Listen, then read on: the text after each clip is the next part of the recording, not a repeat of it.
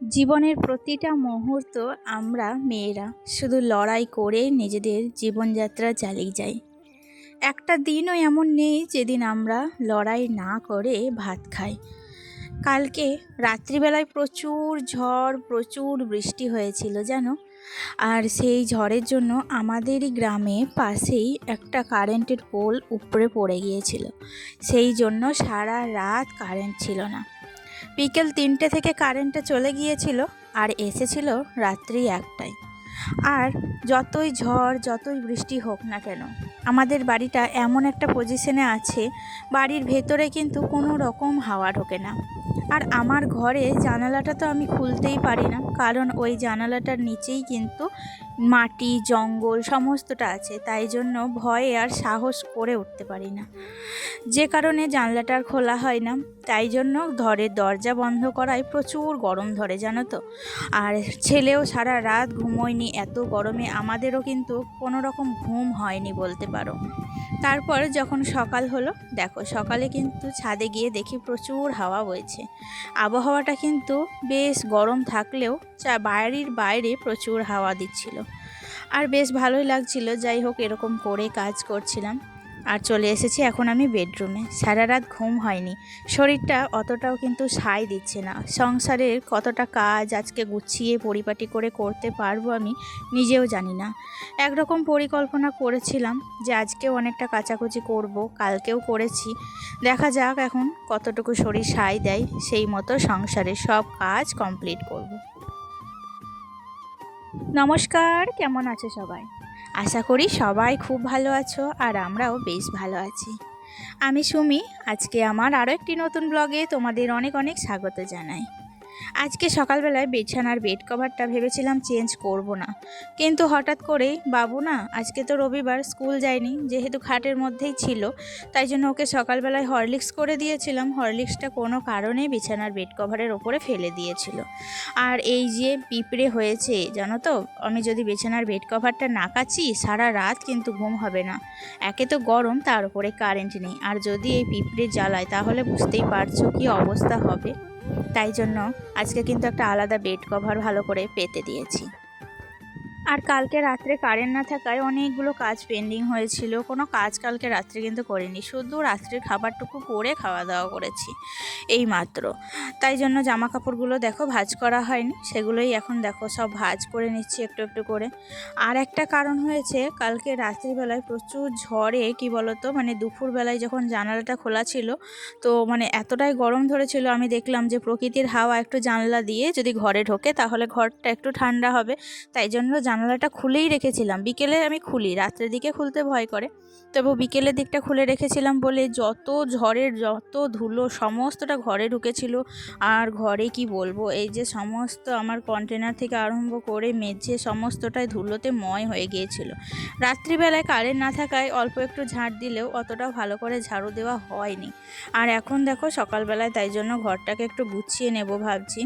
তো এইদিকে দেখো আমি যে এই যে জামা কাপড় যেটা রাখি, এই যে দেখতে পাচ্ছ এই থাকটাই না প্রচুর ধুলো পড়েছিল, তাই জন্য এটাকে মুছে নিলাম। ওপর জামা কাপড়গুলোও কিন্তু কেচে দেবো ভাবছি, দেখা যাক।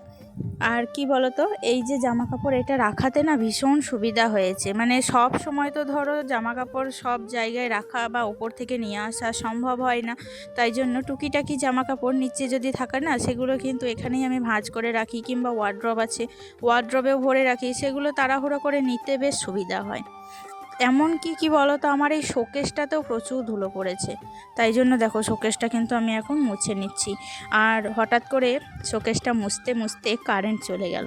তো তারপর কিন্তু আমি সব কাজটাই করেছি কিন্তু অফ ক্যামেরায়।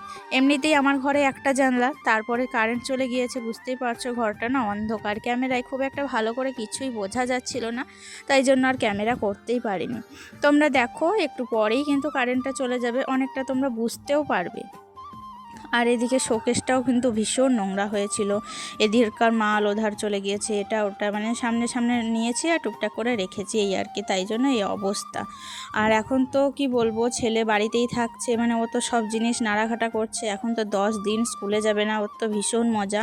স্কুলে গেলে না আমি একটু নিশ্চিন্তে থাকি আর কি, কারণ একটু পড়াশোনার মধ্যে থাকে, আর বাড়িতে থাকলে ওদের তো ভীষণ মজা হয়, তাই না?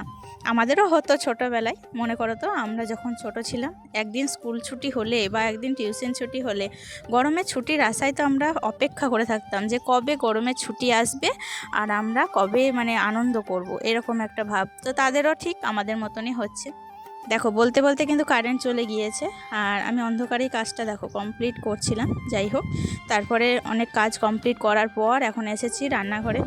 আসলে এই গরমে দুধটাকে আমি গরম করেই রেখে দিচ্ছি, কারণ সব সময় মানে কী বলো তো, ফ্রিজের মধ্যে তো দুধটা রাখা সম্ভব হয় না, ওপর থেকে আনা হয় না, তাই জন্য দুধটাকে গরম করে নিলাম। কারণ এখন যদি গরম না করি সঙ্গে সঙ্গে না ভুলে যাব, তারপরে দেখবো ছানা কেটে গিয়েছে আর দুধটা খাওয়াই হবে না।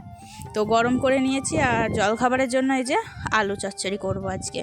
আলু চচ্চড়ি বসিয়ে দিলাম প্রেসার কুকারে, খুব তাড়াতাড়ি হয় জানো তো। এমনি শর্টকাটে কাজ করার জন্য কিন্তু প্রেসার কুকার খুবই ভালো। আর মাছ আসছে না কদিন থেকেই, তাই জন্য কি বলো তো, মাছ এই কদিন থেকেই হচ্ছে না। ডিম করব আজকে, ডিমের কালিয়া করব। তো ডিমের কালিয়ার জন্য ডিমটাকে সিদ্ধ করতে দিয়েছি, আর এদিকে মুসুরির ডাল দিয়ে বড়া, একটু পেঁয়াজ কুচি দিয়ে আর বড়ার টক করব। তো সেটাই রান্না করব। সমস্ত রান্নাবান্নার জোগাড়গুলোই কমপ্লিট করছিলাম আর কি, লাস্টে ভাত বসিয়ে দিয়েছিলাম। তারপর কি সমস্যা হয়েছিল আজকে জানো, আজকে মানে কালকে ওই যে রাত্রিবেলায় পোলটা পড়ে গিয়েছিল, সেটা তো কালকে রাত্রিবেলায় আর ঠিক করা সম্ভব হয়নি। সকাল থেকে যেটুকু কারেন্ট ছিল, তারপরে ওই যে কারেন্ট চলে গেল, তারপর কিন্তু আর কারেন্ট আসেনি। আর আমার রান্নার এখানটাও খুব অন্ধকার, তাই জন্য রান্নার কোনো ফুটেজও আজকে তোমাদের সাথে শেয়ার করতে পারিনি। একবারে দেখো রান্নাবান্না কমপ্লিট করে সব কী রান্না হয়েছে মেনুটা চলো তোমাদের সাথে শেয়ার করি।